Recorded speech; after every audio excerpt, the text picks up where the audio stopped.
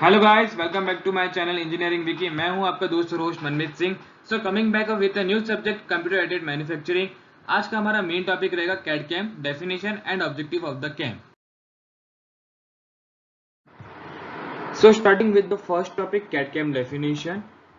CAD is stand for computer aided design and CAM is stand for computer aided manufacturing. It is a technology concerned with the use of digital computers to perform certain function in design and manufacturing. इसका ये मतलब है कि computer aided design and computer aided manufacturing एक ऐसी technology है जिसके अंदर हम लोग कंप्यूटर्स का यूज करते हैं या लैपटॉप्स का यूज करते हैं, जिसके अंदर हम लोग कुछ सर्टेन फंक्शंस या कोडिंग करके डिजाइनिंग एंड मैन्युफैक्चरिंग टेक्नोलॉजी को और इजी कर सकते हैं। जैसे कि हम लोग कोई भी चीज को डिजाइन करना चाहते हैं, अब मुझे एक फाइनल प्रोडक्ट बनाना है, एक बॉटल बनानी है, तो मुझे क्या करना पड़ेगा, एक उसकी डिजाइनिंग करनी पड़ेगी एंड उसके बाद मैं उसको मैन्युफैक्चर कर सकता हूँ। डायरेक्टली मैं किसी चीज को मैन्युफैक्चर नहीं कर सकता जब तक मेरे पास उसका कोई डिजाइन या पैरामीटर रेडी ना हो। तो हम लोग बेसिकली क्या करते थे कि पेन पेपर लेके बैठते थे और उसके अंदर डिजाइन करते थे, उसके सारे व्यूज जनरेट करते थे एंड उसके बाद मैन्युफैक्चरिंग में डालते थे। उससे क्या होता था कि हमारा जो भी काम था बहुत लेंथी और टीडियस हो जाता था। डिजाइनिंग के अंदर कोई प्रॉब्लम आई तो मैन्युफैक्चर वाले को प्रॉब्लम आएगी। चलो एक बार डिजाइनिंग वाले का काम उसने कर लिया, बट मैन्युफैक्चरिंग के अंदर एरर आने के भी चांसेस तो रहते ही है। तो इससे क्या होता है, जब हम लोग कंप्यूटर्स का यूज करते हैं तो हमारा जो डिजाइनिंग एंड मैन्युफैक्चरिंग वाला पैरामीटर है उसके अंदर हमको एक्यूरेसी भी मिलती है, फास्ट वर्क भी होता है और इजीली हमारा काम खत्म भी हो जाता है। Basically CAD is a computer aided design. जैसे मैंने अभी आपको पहले ही बताया था, CAD is stand for computer aided design in which computers are use to design in a model structure shape of the final product. मतलब हम लोग इसमें क्या करते हैं कि हम लोग कंप्यूटर्स का यूज करते हैं जिसके अंदर हम लोग किसी चीज का मॉडल बनाते हैं या स्ट्रक्चर बनाते हैं या तो फाइनल प्रोडक्ट का शेप बनाते हैं। जैसे अभी मैंने एक एग्जांपल लिया था बॉटल का, तो हम लोग क्या कर रहे हैं, एक बॉटल को हमको मैन्युफैक्चर करना है तो हम लोग क्या करेंगे, उसका एक डिजाइनिंग रेडी करेंगे, front view, top view, side view, isometric view. अब पेन पेपर लेके बैठोगे मैन्युअली करने जाओगे तो वो बहुत ज्यादा टाइम कंज्यूमिंग हो जाएगा और उसमें आपके एरर आने के चांसेस रहेंगे। यहाँ किसी के अंदर आपके डायमेंशन एरर आ सकते हैं, जैसे कि आपको यहाँ पे 500 mm का डायमीटर देना था या 5 mm का डायमीटर देना था, तो क्या हो जाएगा, उसकी जगह पे 5 mm की जगह 4 mm आ रहा है, 4.5 mm आ रहा है, या कुछ भी जो भी आपके टेक्निकल एरर्स हैं जो आपके डिजाइन में आ सकते हैं, वो एरर आ सकते हैं जब हम लोग मैन्युअली कर रहे हैं। बट कंप्यूटर का जब हम लोग यूज करते हैं तो वो एक्जैक्टली उतने का ही डायमीटर या उतने की लेंथ ही बना के देता है जो आपको रिक्वायर्ड चाहिए। उसको और इजी लैंग्वेज में कैसे बोल सकते हैं, we can say that the designing of the final product become easy and fast by using computers in which all the views are defined easily without any measurement error. जैसे मैंने अभी आपको बताया कि हम लोग कंप्यूटर एडेड डिजाइन के अंदर है ना, कोई भी एक व्यू बनाएंगे तो हमारे दूसरे व्यू ऑटोमेटिकली जनरेट होना चालू हो जाते हैं। जैसे कि मैंने फ्रंट व्यू बनाया तो मेरा टॉप व्यू ऑटोमेटिकली जनरेट होना चालू हो गया। अब मुझे क्या करना है, जो टॉप व्यू में जितने चेंजेस हैं खाली वही चेंजेस करना है, बाकी जो चीज है मेरा बेस रेडी हो जाता है। सेम चीज साइड व्यू के लिए भी होती है, मेरा front view and top view ready हो गया, अब साइड व्यू में जितने मुझे चेंजेस करने खाली वही करना है। तो उससे क्या हो जाता है, मेरा काम इजी हो जाता है और फास्ट हो जाता है। अब इसके अंदर मैं एक साथ 3 से 4 व्यूज जनरेट कर सकता हूँ, जैसे कि फ्रंट व्यू है, टॉप व्यू है, साइड व्यू है, आइसोमेट्रिक व्यू है, ऐसे जितने भी व्यूज है मैं सारे जनरेट एक साथ कर सकता हूँ। अब उसमें क्या होता है, अगर हम लोग कंप्यूटर का यूज कर रहे हैं तो अब मेजरमेंट एरर आने के भी चांसेस एकदम जीरो हो जाते हैं, क्योंकि इसके अंदर जो आपने मेजरमेंट आपने उसके अंदर डाला, जैसे 5 mm डाला तो वो 5 mm ही लेगा, उससे ज्यादा वो लेगा ही नहीं। अब अपने पेन पेपर पे लेके करेंगे तो इसमें क्या होगा कि हमने 5 mm की लाइन बनाई बट कभी 4.9 mm की आ रही है, कभी 4.8 mm की आ रही है, तो ऐसे डायमेंशनल एक्यूरेसी हमको परफेक्ट नहीं मिल पाती, जो कि हमको कंप्यूटर एडेड डिजाइनिंग के अंदर परफेक्टली मिल जाती, क्योंकि इसके अंदर हम लोग सॉफ्टवेयर का यूज कर रहे हैं और कंप्यूटर्स का यूज कर रहे हैं। नाउ अब कैड के अंदर ऐसा नहीं है कि आप कोई एक पर्टिकुलर सॉफ्टवेयर के ऊपर डिपेंड कर सकते हो। अब कैड के अंदर क्या है, हमारे पास डिफरेंट ऑफ सॉफ्टवेयर अवेलेबल है मार्केट के अंदर। वो सॉफ्टवेयर डिपेंड करते हैं कि आपको किस चीज की डिजाइनिंग करनी है। जैसे मैकेनिकल के अंदर हम लोग मेनली यूज करते हैं सॉलिडवर्क्स एंड ऑटोकैड।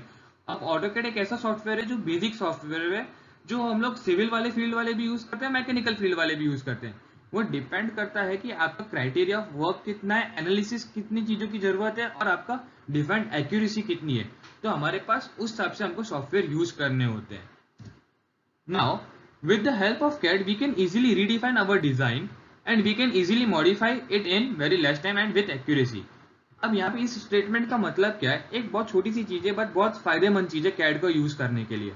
इसमें ये ऐसी चीज है कि अगर कोई मेरा डायमेंशन एरर आ रही है या डायमेंशन प्रॉब्लम आ रही है तो मैं क्या कर सकता हूँ, उस जगह पे क्लिक करके उसका डायमेंशन चेक करके वापस एडिट कर सकता हूँ, जिसकी वजह से मेरे जितने भी डिजाइन है वो इजीली मॉडिफाई हो जाएंगे। मतलब ऐसा नहीं कि अब भाई मेरे को पेन पेपर लेके रब करना है, डिजाइन रब करनी है, उसके बाद सारे व्यूज में चेंज करना है, वो इतना टीडियस वर्क नहीं करना पड़ेगा। यहाँ पे आपके एक पॉइंट के ऊपर, एक क्लिक के ऊपर आपका डिजाइनिंग इजीली रीडिफाइन भी हो सकता है और इजीली मॉडिफाई भी हो सकता है। तो वही बात होगी, वेरी लेस टाइम, बहुत कम टाइम में आपका चीज हो जाता है और एक्यूरेसी आपकी वही की वही डिफाइंड रहती है। Now when the final designing work is completed, the analysis comes into the picture, which is carried out by the finite element analysis. Last semester में हमने देखा था फाइनाइट एलिमेंट एनालिसिस का पार्ट आया था सब्जेक्ट कंप्यूटर एडेड डिजाइन के अंदर। अब इसका क्या है कि जब हमारा पूरा डिजाइनिंग रेडी हो जाता है ना, तो हम लोग उसको डायरेक्टली मैन्युफैक्चरिंग में नहीं देते, उसके ऊपर कौन सी स्ट्रेस लगने वाले, कौन से स्ट्रेन आएंगे, जो भी उसके फेलियर्स होंगे ना, हम लोग डायरेक्टली एनालिस कर सकते हैं। वो भी हमको हेल्प करता है कंप्यूटर एडेड डिजाइन। उसके अंदर डिफरेंट डिफरेंट सॉफ्टवेयर अवेलेबल होते हैं, हम उसके बेसिस पे हम लोग उसके एनालिसिस कर सकते हैं। नाउ अब कैड हमको यूज करना है तो उसके लिए कुछ रिक्वायरमेंट्स होंगी कि कौन कौन सी चीजों की जरूरत है। अब बेसिकली कंप्यूटर की बात है तो कंप्यूटर में दो चीजें होती है, एक हार्डवेयर एंड एक सॉफ्टवेयर। तो हम लोग उसको दो पार्ट में डिवाइड करते हैं। एक बार हम लोग हार्डवेयर के बारे में देखते हैं, हार्डवेयर कौन कौन से चाहिए, और एक दूसरी साइड देखते हैं कि सॉफ्टवेयर में कौन कौन से हमको सॉफ्टवेयर चाहिए। So starting with the CAD hardware. अब हमको कैड हार्डवेयर में सबसे बेसिक से बेसिक चीज क्या चाहिए होगी, एक स्क्रीन जिसके ऊपर हम लोग देख सके। तो हमको स्क्रीन की जरूरत है। अब स्क्रीन पे देखने के लिए कुछ चीजें चाहिए जो रन करेगी स्क्रीन को, तो हमको सीपीयू चाहिए, heart of the computer. Then functions उसके अंदर डालने, उसके अंदर कोड्स डालने हैं, तो हमको चाहिए रहेगा कीबोर्ड। एंड जो दूसरे ऑपरेशन फंक्शन है जो कीबोर्ड से नहीं कर सकते, उसके लिए हमको चाहिए रहेगा माउस। देन जो आपने डिजाइन बनाई उसका प्रिंट आउट लेने के लिए हमको चाहिए रहेगा एक प्रिंटर एंड एक स्टोरेज डिवाइस। अब स्टोरेज डिवाइस क्यों चाहिए, जो आपने डिजाइन बनाई आप उसको ऐसे तो कहीं छोड़ोगे नहीं, तो उसके लिए उसको स्टोर करने के लिए एक स्टोरेज डिवाइस चाहिए। अब स्टोरेज डिवाइस के अंदर एक इंटरनल हार्ड डिस्क आती है और आप एक्सटर्नली हार्ड ड्राइव परचेज कर सकते हो। तो ये दो टाइप के आपके पास स्टोरेज डिवाइस रहते हैं। अनदर स्टोरेज डिवाइस हमारे पास है pen drive. Next CAD software. अब कैड सॉफ्टवेयर जैसे कि अभी मैंने बताया कि मैकेनिकल के अंदर हम लोग यूज करते हैं basically AutoCAD and SolidWorks. But दूसरे कौन कौन से सॉफ्टवेयर मार्केट में अवेलेबल है हमारे कंप्यूटर एडेड डिजाइनिंग के लिए, वो देखते हैं। ऑटोकैड, सॉलिडवर्क्स, कार्टिया, Solid Edge, Creo and Revit. Basically ये जितने भी है हम लोग इसको कैड सॉफ्टवेयर बोलते हैं।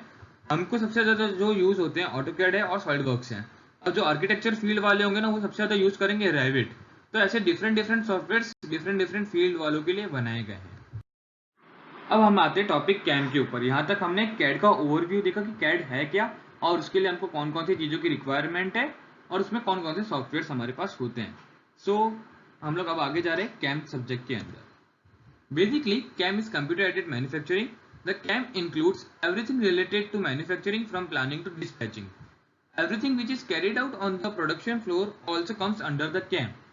जैसे कि मैंने पहले ही बताया था इनिशियली फर्स्ट स्लाइड के अंदर कि कैम का फुल फॉर्म होता है कंप्यूटर एडेड मैन्युफैक्चरिंग। इसके अंदर भी कॉन्सेप्ट सेम है, जो चीज हम लोग मैन्युअली करते थे अब हम लोग उसको यूज करेंगे कंप्यूटर के साथ। मैन्युफैक्चरिंग के अंदर जो भी चीजें होती है हम उसको यूज कर रहे हैं कंप्यूटर के साथ। तो अब कैम के अंदर इंक्लूड कौन कौन सी चीजें होती है, from the initial stage planning and to the final stage dispatching. उसमें हर एक चीज आ गई। मतलब आप प्रोडक्शन करने से पहले क्या करते हो, क्या प्लानिंग करते हो कौन सी प्रोसेस होनी चाहिए, फिर उसके बाद प्रोसेस का सीक्वेंस क्या होना चाहिए, उसके बाद प्रोसेस सही से हो रही या नहीं हो रही आप उसको मॉनिटर भी करोगे, अगर नहीं हो रही तो कंट्रोल भी करोगे। और जब आपका कंट्रोल होने के बाद जब आपका पूरा पार्ट बन गया तो उसके बाद क्या करोगे, आप उसको स्टोरेज रूम में रखने जाओगे। तो वो जितनी भी चीजें है ना वो सब आपकी आती कंप्यूटर एडेड मैन्युफैक्चरिंग के अंदर। तो उसको शॉर्ट एंड स्वीट वे में कैसे लिख सकते हैं, everything which is carried out on the production floor also comes under the CAM. मतलब मैन्युफैक्चरिंग के अंदर प्लानिंग एंड डिस्पैचिंग के अलावा जितनी भी चीजें, प्रोसेस प्लानिंग हो गई, इन्वेंट्री हो गया, मटेरियल हैंडलिंग हो गई, सबका सब कंप्यूटर एडेड मैन्युफैक्चरिंग के अंदर आता है। Next, here computers are used to plan, manage and to control the operation of manufacturing plant through either direct or indirect interface with the plant's production resources. अभी मैंने आपको सारी चीजें बताई कि भाई प्लानिंग क्या होता है, प्रोसेस प्लानिंग, फिर वो प्रोसेस प्लानिंग के अंदर सीक्वेंस सेट करके मैनेज करना, एंड वो सही से हो रहा है या नहीं हो रहा है तो वो सारे ऑपरेशंस को कंट्रोल करता है कंप्यूटर। अब इसके अंदर ऐसा जरूरी नहीं है कि आप कंप्यूटर को हमेशा मशीन के साथ कनेक्ट रखो। आप मशीन को कनेक्ट भी कर सकते हो डायरेक्टली और इनडायरेक्टली भी कनेक्ट कर सकते हो। लाइक उसके अंदर आप वाईफाई सिग्नल्स के साथ भी कनेक्टेड कर सकते हो, और जैसे सीएनसी मशीन से वो डायरेक्ट कॉन्टेक्ट में होती है, बट एजीवी व्हीकल्स मतलब ऑटोमेटिक गाइडेड व्हीकल्स जो होते हैं वो इनडायरेक्ट कॉन्टेक्ट में होते हैं, वो वाईफाई के प्रोग्रामिंग से कनेक्टेड होते हैं। तो इस तरह से कंप्यूटर हमारे डायरेक्टली और इनडायरेक्टली इंटरफेस रहते हैं प्लांट प्रोडक्शन रिसोर्सेज के अंदर। Now the application of CAM falls under the two major criteria. अब क्या है कि कैम को अगर आपको इजीली समझना है तो उसकी दो एप्लीकेशंस हैं, वो हम लोग उसको दो पार्ट में डिवाइड कर रहे हैं। पहला है computer monitoring and control and second है मैन्युफैक्चरिंग सपोर्ट एप्लीकेशन। बेसिकली हमको कंप्यूटर मॉनिटरिंग एंड कंट्रोल को सबसे अच्छी तरह से समझना चाहिए, वो हमारे लिए बहुत इंपॉर्टेंट है। हम स्टार्ट करते हैं कंप्यूटर मॉनिटरिंग एंड कंट्रोल के अंदर। अब इस पार्ट को मैंने डिवाइड कर दिया दो पार्ट में, कंप्यूटर मॉनिटरिंग को एक पार्ट ले लिया and computer monitoring and control को दूसरा पार्ट ले लिया है। तो पहले हम समझेंगे कंप्यूटर मॉनिटरिंग क्या होता है, फिर समझेंगे कंप्यूटर मॉनिटरिंग एंड कंट्रोल क्या होता है। कंप्यूटर मॉनिटरिंग एंड कंट्रोल के अंदर computers are used to monitor the process which are going on the shop और production floor and the computers are directly connected with the machine और tools which are performing given operations. आप लोगों ने एक CNC machine करके नाम सुना होगा, जो कि ऑटोमेटेड मशीन है जिसके अंदर आप पार्ट प्रोग्रामिंग डालो तो आपको प्रोडक्शन करके दे देता है जो भी आपका रिक्वायर्ड फाइनल प्रोडक्ट होता है। तो उसके अंदर क्या होता है कि आपका कंप्यूटर कनेक्टेड होता है जिसके अंदर कोडिंग डली हुई होती है, वो वहां से प्रोडक्शन करते हैं। अब उसमें क्या करता है, कंप्यूटर मॉनिटर ही कर रहा है, खाली देख रहा है कि भाई प्रोसेस हो रही है या नहीं हो रही है, लाइक ओपन लूप सिस्टम, कि उसके अंदर भाई आपने डाल दिया वो हो रहा है, बस होने दे रहा है। उसके अंदर ये चेक नहीं कर रहा है कि जो हमने प्रोग्रामिंग करी है वो हो रही है या नहीं हो रही है, या कोई एरर तो नहीं आ रहा है ना। तो वो इस चीज के अंदर फीडबैक नहीं दे रहा है, वो क्लोज लूप नहीं है, वो ओपन लूप है। तो उस पार्ट को हम लोग लेंगे कंप्यूटर मॉनिटरिंग। नेक्स्ट अब कंट्रोलिंग के साथ जोड़ रहे हैं, तो क्या होता है कंप्यूटर मॉनिटरिंग एंड कंट्रोलिंग के अंदर क्या होता है, computer collects the data from it, मतलब जो प्रोसेस हो रही है उसमें से कंप्यूटर कलेक्ट कर रहा है, and then by the means of the feedback device control it with check with the reference data and control the work. अब जैसे मैंने अभी आपको बताया कि कंट्रोलिंग के अंदर क्या होता है, फीडबैक डिवाइस के मीडियम से हम उस चीज को चेक करते हैं। भाई कंप्यूटर ने पहले ले लिया डेटा, ले लिया फीडबैक डिवाइस से गया वापस कंप्यूटर के अंदर, और वहां से हमने चेक किया कि भाई जो हमने रेफरेंस डेटा दिया हुआ था कि भाई यहाँ पे 5 mm का गैप होना चाहिए, तो उसने सही में 5 mm का गैप लिया या नहीं लिया, तो वो भी चीज चेक करता है। फिर जैसे कि जो मेरा टूल है उसको मैंने दिया हुआ है 600 RPM, तो 600 RPM में जा रहा है या नहीं जा रहा है। अगर समझो कि 500 RPM में वो कटिंग कर रहा है, तो क्या करेगा, फीडबैक डिवाइस जाएगा कंप्यूटर में और उसको बोलेगा भाई नहीं 500 के अंदर 100 और ऐड करो, 600 RPM दो, तो वो 600 RPM वापस रेक्टिफाई होके जाएगा और वो वहां पे मशीन में 600 RPM देगा। फिर वापस क्या होगा, फीडबैक सिग्नल जाएगा, वहां पे 0 एरर आ जाएगी। तो भाई वो जैसा चल रहा है वैसा चलता रहेगा। तो उसमें क्या कौन कौन से सिग्नल्स को वो लोग रेफरेंस सिग्नल्स के अंदर लेते हैं, हमारा जो शेप है वो, speed, cutting rate, size, shape, everything is checked and controlled in it. मतलब कंप्यूटर मॉनिटरिंग एंड कंट्रोल के अंदर हम इन सारी चीजों को कंट्रोल करते हैं। इस चीज को और इजी वे में समझने के लिए हम आगे देखते हैं कि और क्या चीज है। तो ये मैंने पहले ले लिया मॉनिटरिंग वाला प्रोसेस, जिसके अंदर अब इजीली मैं आपको एक ये प्रेजेंटेशन से समझा सकता हूँ, छोटा सा GIF है। अब इसमें क्या हो रहा है, एक कैमरा फोटो क्लिक करता है, कंप्यूटर में दिख रहा है और उसके बाद प्रिंट हो रहा है। अब क्या मालूम कि वो प्रिंट हुआ या नहीं हुआ, और कैमरा को क्या मालूम उसको नेक्स्ट पिक्चर लेनी है या नहीं लेनी। तो उसके अंदर हमको फीडबैक डिवाइस की मिसिंग का यहाँ पे इंपॉर्टेंस मालूम पड़ रहा है। तो ये खाली क्या कर रहा है, मॉनिटर कर रहा है। इसको हम लोग क्लब कर लेते हैं हमारे प्रोसेस के साथ। तो ये प्रोसेस हो रही है हमारे मशीन के अंदर और ये रहा कंप्यूटर। अब क्या हो रहा है, मशीन में से खाली डेटा जा रहा है कंप्यूटर के अंदर, तो उसको क्या बोलेंगे, प्रोसेस डेटा। वहां से कंट्रोल सिग्नल वापस नहीं जा रहे, हमको जो भी चीज हो रही है उसके अंदर कुछ गलती है या नहीं है उसके बारे में वापस मशीन को कोई डेटा नहीं मिल रहा, तो इसको हम लोग कंसिडर करेंगे ओपन लूप सिस्टम की तरह से। तो ये हो गया खाली कंप्यूटर मॉनिटरिंग। नेक्स्ट अब हम देखते हैं कंप्यूटर मॉनिटरिंग एंड कंट्रोल में क्या होता है। अब इसमें क्या दिखाया है कि एक सेंसर है, वो सनलाइट में से रेडिएशन लेता है, वो टेम्परेचर सेंस करता है और क्या कर रहा है, कंप्यूटर में दे रहा है, वो ग्राफ दिखाता है कंप्यूटर के अंदर, उसके बाद प्रिंट हो रहा है। अब यहाँ से क्या हो रहा है, प्रिंटर के साथ फीडबैक डिवाइस कनेक्टेड है, तो अब बोलेगा कि भाई ये तो प्रिंट हो गया, तू दूसरा कुछ सेंस कर, कुछ दूसरी रीडिंग आए तभी तू हमको बता ना, तब उसको प्रिंट करेंगे। तो ये हो गया फीडबैक डिवाइस के साथ सिस्टम, जिसके अंदर हम लोग कंट्रोल भी कर रहे हैं ना। अब हम इस चीज को जोड़ लेते हैं हमारे प्रोसेस के साथ। तो यहाँ पे मशीनिंग प्रोसेस हो रही है, यहाँ पे कंप्यूटर भी अवेलेबल है। अब मशीन ने हमारा डेटा दिया कंप्यूटर को, मतलब प्रोसेस डेटा दिया, अब वो रेफरेंस डेटा के साथ चेक होगा कंप्यूटर के अंदर और उसके बाद वो कंट्रोल सिग्नल भेजेगा वापस मशीन के अंदर। तो कंट्रोल डेटा हम लोग भेज रहे हैं computer to machine. Now objective of CAM मतलब अब कैम के कौन कौन सी चीजें हैं जो हमारे लिए इंपॉर्टेंट है, या कैम डेवलप करने के रीजंस क्या थे, कैम आया क्यों मार्केट के अंदर। System is highly automated. अब हम लोग कंप्यूटर एडेड मैन्युफैक्चरिंग को यूज करेंगे तो क्या होगा कि हमारा जो सिस्टम है, मतलब जो मैन्युफैक्चरिंग सिस्टम है, वो क्या होगा, ऑटोमेटिक हो जाएगा और उसके अंदर हमारा टाइम कम लगेगा। Highly efficient because it can control the production. अब ये बहुत ज्यादा एफिशिएंट हो जाएगा हमारे लिए, क्योंकि बाकी क्या होता था, वेस्टेज बहुत होता था कि भाई यहाँ से मटेरियल हैंडलिंग करना है, ये करना है, प्रोडक्शन बहुत मतलब लेजीनेस से चलता था। तो इसमें क्या हो जाएगा, टाइम टू टाइम हर एक चीज हो जाएगी। Purpose of CAM is to ensure the error should be minimum as zero. ये सबसे बड़ा एक ऑब्जेक्टिव और उसको सबसे बड़ा क्या बोलते हैं, एप्लीकेशन और एक इंपॉर्टेंस बोल सकते हैं कंप्यूटर एडेड मैन्युफैक्चरिंग के अंदर। जब हम लोग मैन्युअली कोई भी चीज का प्रोडक्शन करते हैं तो उसके अंदर चांसेस होते ही कि हमारे पास एरर आए, तो हम लोग उसको रिड्यूस कर सकते हैं, बट मिनिमम एज जीरो नहीं कर सकते।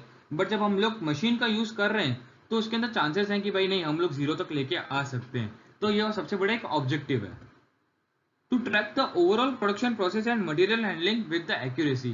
अब कंप्यूटर एडेड मैन्युफैक्चरिंग के अंदर जो भी प्रोडक्शन हो रहा है, मतलब जैसे हमने पहले बोला था प्लानिंग, मैनेजिंग एंड कंट्रोलिंग, तो यहाँ पे जितना भी सब हो रहा है ना, उस चीज के अंदर हम लोग एक्यूरेसी के साथ हर एक चीज डेटा को ट्रैक कर सकते हैं। भाई यहाँ पे ये चीज हो गई, मैनेज हो गया, अब यहाँ से कंट्रोल डेटा गया, वहाँ पे प्रोडक्शन हो रहा है। तो ये सारी जो चीजें ऑब्जेक्टिव ऑफ कैम के अंदर।